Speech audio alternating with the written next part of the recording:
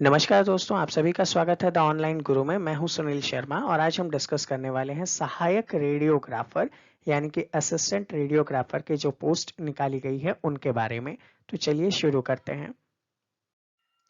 देखिएगा यहाँ पे अगर मैं बात करूं तो 13 मई 2020 के दिन इवनिंग में 7:30 बजे के समथिंग आपने एक ट्विटर पे जो न्यूज़ चैनल है फर्स्ट इंडिया न्यूज़ राजस्थान उसका एक ट्वीट देखा होगा, जहां पे आपने पढ़ा होगा कि सीएम गहलोत ने एक फैसला लिया है जिसके थ्रू सहायक रेडियोग्राफर के 1058 जो पोस्ट हैं उन्हें फिल किया जाएगा।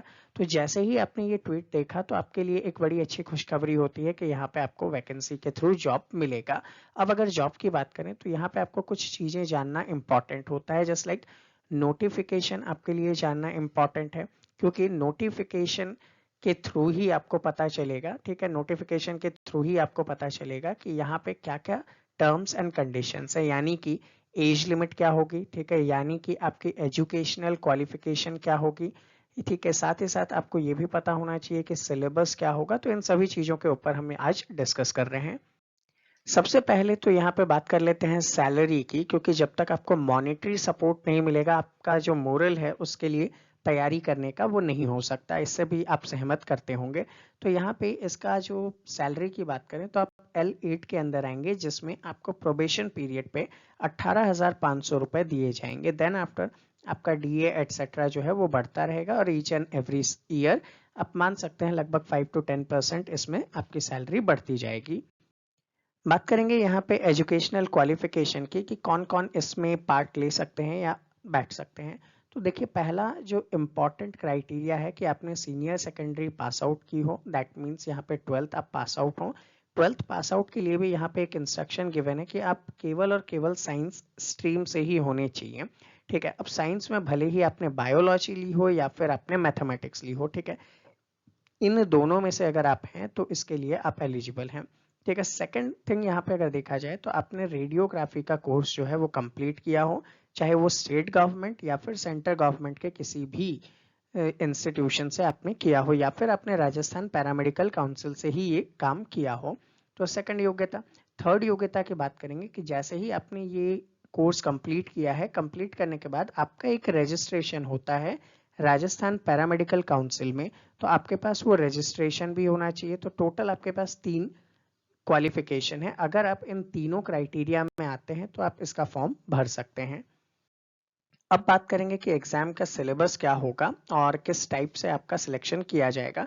तो देखो, यहाँ पे आज जब मैं वीडियो बना रहा हूँ तो यहाँ पे कोई भी एक्चुअल नोटिफिकेशन देखने को नहीं मिल रही है, ठीक है, क्योंकि जस्ट अभी गवर्नमेंट ने इसको स्वीकृत किया है। इसके बाद ये फाइनेंस डिपार्टमेंट के पास जाएगा, ठीक है, फाइनेंस डिपार्टमेंट इसे अप्रूवल देगी। उसके बाद रिक्रूटमेंट एजेंसी या तो ये आरपीएससी के पास जाएगा या फिर ये आरएसएम एसएसबी के पास जाएगा। फिर जाके इन दोनों में से जिसके पास भी जाता है मोस्ट प्रोबेबल आरएसएम एसएसबी के पास जाएगा, और ये लोग क्या करेंगे, उसका नोटिफिकेशन निकालेंगे, ठीक है।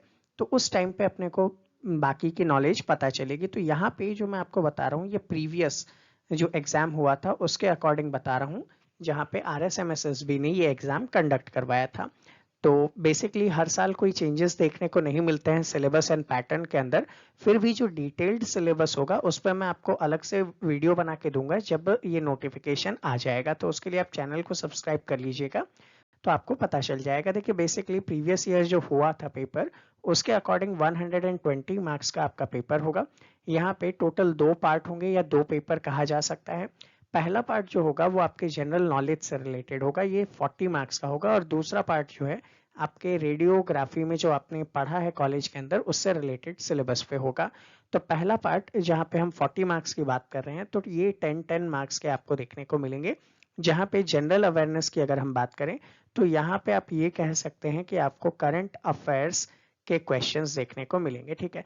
करंट अफेयर्स के मैं आपको चैनल पे संडे टू संडे जो है वीकली करंट अफेयर्स दे रहा हूँ, आप वो देखते रहिए, आपका यहाँ पे 10 मार्क्स इजीली आ जाएंगे। सेकंड जो चीज है कि जनरल नॉलेज, यहाँ पे हम बोल सकते हैं कि हिस्ट्री, ठीक है, यहाँ पे हम बोल सकते हैं जियोग्राफी, ठीक है, यहाँ पे हम बोल सकते हैं पॉलिटी, ठीक है, यहाँ पे अदर जितने भी एस्पेक्ट हो सकते हैं उन चीज़ों पे, चाहे ये राजस्थान का हो चाहे ये इंडिया का हो, उसके बारे में आपको पढ़ना पड़ेगा।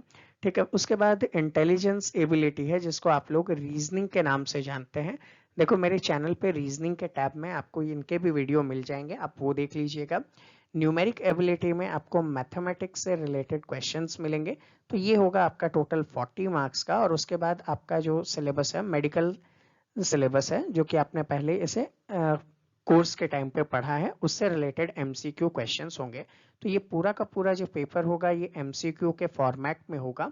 और आगे की जो भी डिटेल्स निकलती है कि इनका डिटेल्ड सिलेबस क्या होगा, जैसे ही ऑफिशियल वेबसाइट पे ये आ जाता है मैं आपको बता दूंगा। तो उसके लिए इस चैनल को सब्सक्राइब कीजिए, आपको नोटिफिकेशन में मिल जाएगा। तो स्टूडेंट, ये था हमारा आज का बेसिक डिस्कशन। यहाँ पे वीडियो को लाइक कीजिएगा, शेयर कीजिएगा और चैनल को सब्सक्राइब कर लीजिएगा, ताकि जब भी ऑफिशियल नोटिफिकेशन आए, सिलेबस और फर्दर डिटेल्स जो भी है वो आपको यहाँ पे मिलती रहेगी। ठीक है, तो इसी टाइप के अदर वीडियोस देखने के लिए चैनल को सब्सक्राइब कीजिएगा। मिलते हैं आपसे अगले वीडियो में, तब तक के लिए जय हिंद।